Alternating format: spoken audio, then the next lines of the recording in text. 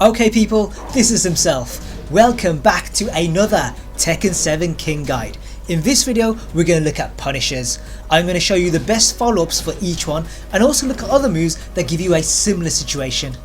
But before we get into things, there's one thing I want to mention. In the parallel video that I did for Armor King, my testing was on Elisa, and that's because she has the best movement in the game, so if something worked on her, it worked on everyone else. The problem though is that she isn't really representative of the whole cast, and it meant that certain options which work on the majority of the roster were excluded, so the assessment wasn't quite accurate. Because of that, in this video I have tested stuff on Nina as well, and I think that she has average movement, and it means that the follow-ups that I show should be what you should do most of the time. With that out of the way, let's get on with this. So at 10 frames, King has 2-1. This is 25 damage and it puts us up +7. From there, the safe mid is DF1. This tracks all directions and is safe on block. For a low, go for D3. This tracks all movements and it's only -12 on block. Now you could go for a throw here, but only Giant Swing tracks all movements, Tombstone is weak to slice at right, and Muscle Buster is weak all round. Against Elisa, slice at right beats DF1, so to cover that, use DF3. This is the same job, but it has weaker frames. Also, D3 can be backdashed, so the substitute is D4. This is the same job, but again has weaker frames. At 12 frames, King has back 1-2. This is 33 damage and it puts us up +5. From there, DF1 and D3 are your best follow-ups again. With Elisa, the situation is problematic.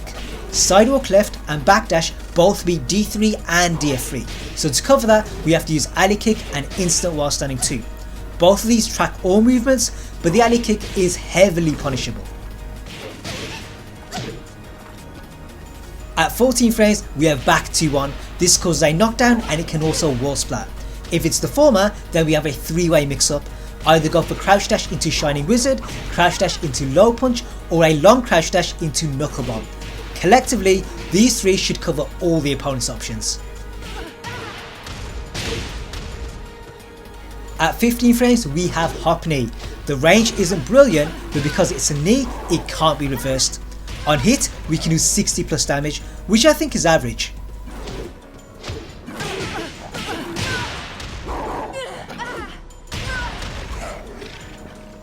For pushback moves, we have back +3, 1+2. This is a just frame, but it has great Oki. If you have trouble landing it, then check out my video on it. That'll show you how to do it every time, as well as the Oki options. If you want to see it, there's a link in the description, and I'll also put it on the end screen. If your opponent's by the wall, then use F +2-1 instead. This is a natural combo and it grants you a wall splat. The exception to this is at -18, because here you can use 1 +2, 3. This is also a natural combo, but it does more damage. Now if you're interested in wall combos, then I've already done a video on it, and just like the just frame video, there's a link in the description.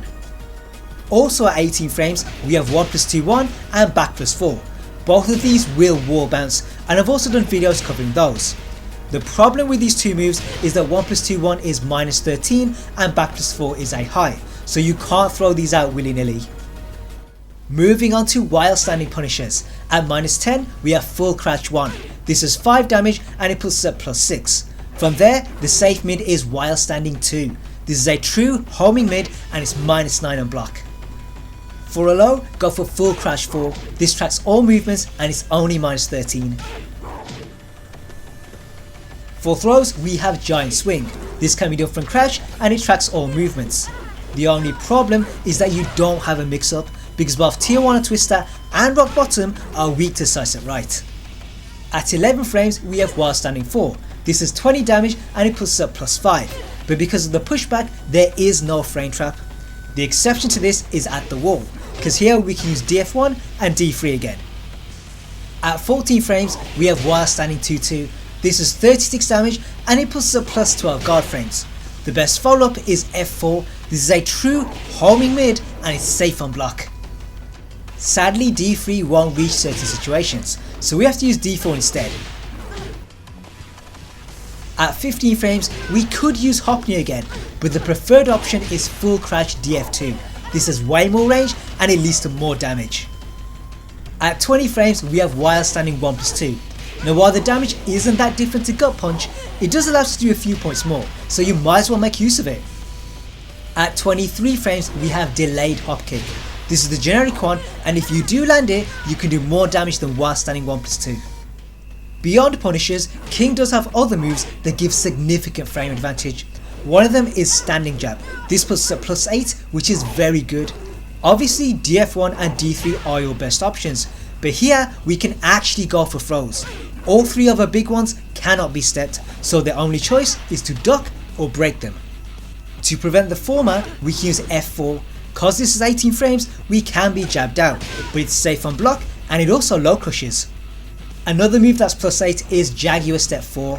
Not sure when you'll ever use this, but if you do, it's the same options. DF1, D3, throws, F4. Another move we have is F1+4. On block this is +3, but on hit it's +7. The only issue is that in the open, the range isn't that good and there's a tendency to whiff. But where you want to use it is at the wall, because here they have less room to move, so frame traps are viable. The safe mid is DF1 again, but for a bit more risk, go for F4. If they've ducked or sidestepped, they get splatted, and that means more damage.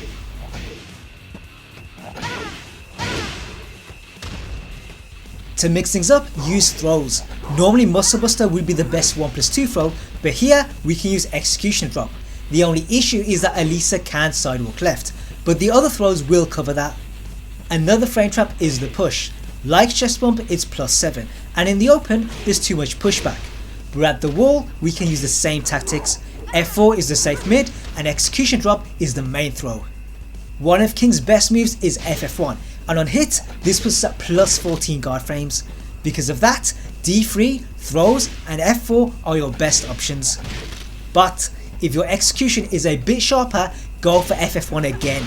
With it being 23 frames, if they push buttons, it's a counter hit launcher, and if they duck or sidestep, they're back in the same situation. And finally, the last frame trap move is Rage Drive. On block, this puts us at +8, so your follow-ups are the same as one jab. Now if you enjoyed this video, do give it a like. It really helps out this channel and it motivates me to do more for this character. Looking ahead, there are more King videos coming, so make sure you subscribe if you want to see those. In the meantime, have fun, play well, and I'll see you guys in the future.